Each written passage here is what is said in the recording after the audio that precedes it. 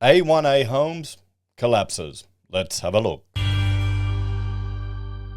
Hello everyone, Florian here and welcome to another episode of HeiseSays. Grab your stein of coffee, let's check out this article discussing, sadly, another builder collapsing. Huge building company suddenly collapses after making an outrageous demand of a new home owner who'd saved up since he's 15, leaving him with a concrete slab. We'll have to see if... Here's the thing, okay? And I imagine the average person doesn't realize.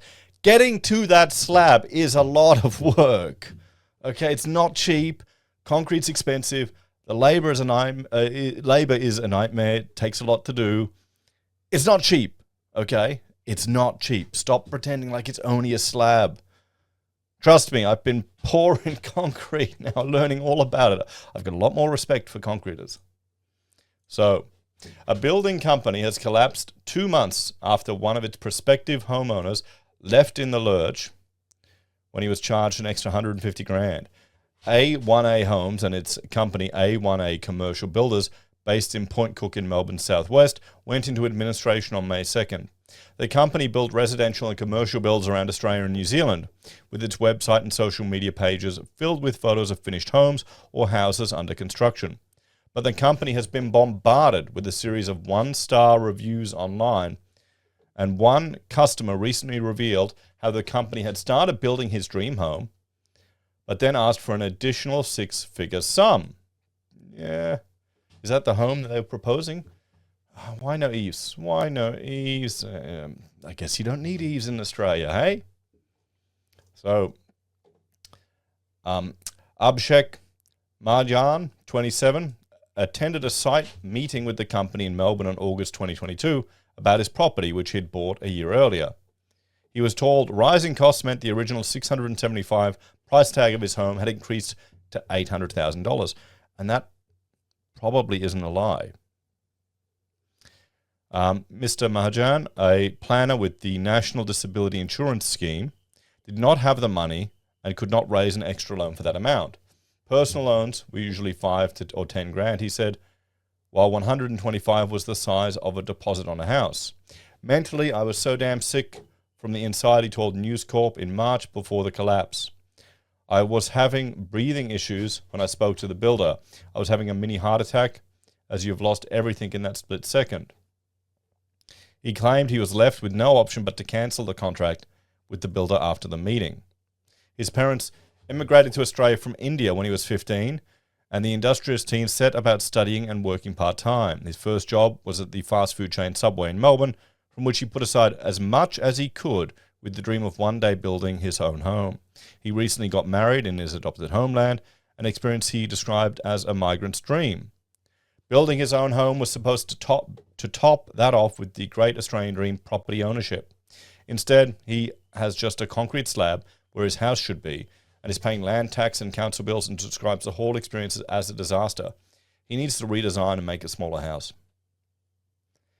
We need to go back in the day where the idea was just build in the garage and living in that as you built the rest of the house was something that people could do. Oh, but yeah, well, no, people would dob each other in, wouldn't they? That's the Australia.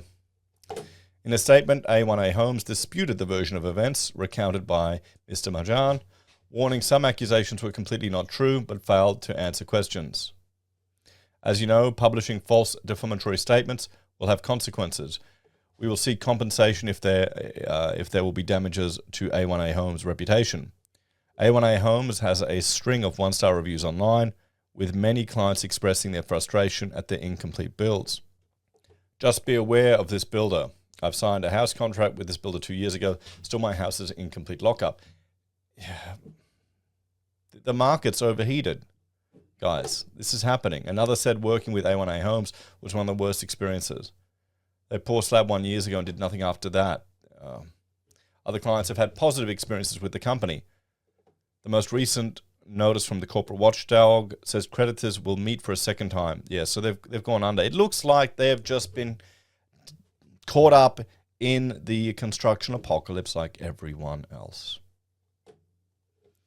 The company said it offered exceptional quality on its builds and assured the homes will be built with love from day one.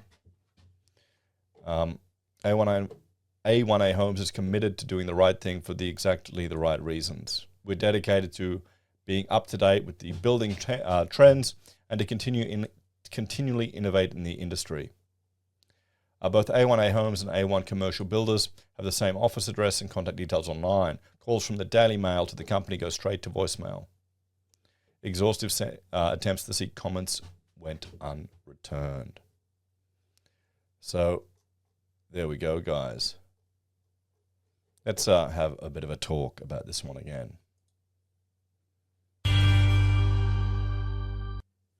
So another builder caught up by the construction apocalypse. This seems to be a weekly story at the moment. Is it supply chain issues? Is it an overheating market? Is it labor issues? In Victoria, was it the extreme lockdowns? We'll probably never know. There are no winners in this scenario at all. Anyway, guys, as always, thanks for watching. Check out HeiseBim or Heise Does. And if you're a fan and enjoy the content I discuss here, you can support us on YouTube or Patreon. Use our referral links, buy our pocket squares, or call me if you need an architect. Take care. Have a great day. I'll see you in the next episode of HeiseSays. Bye for now.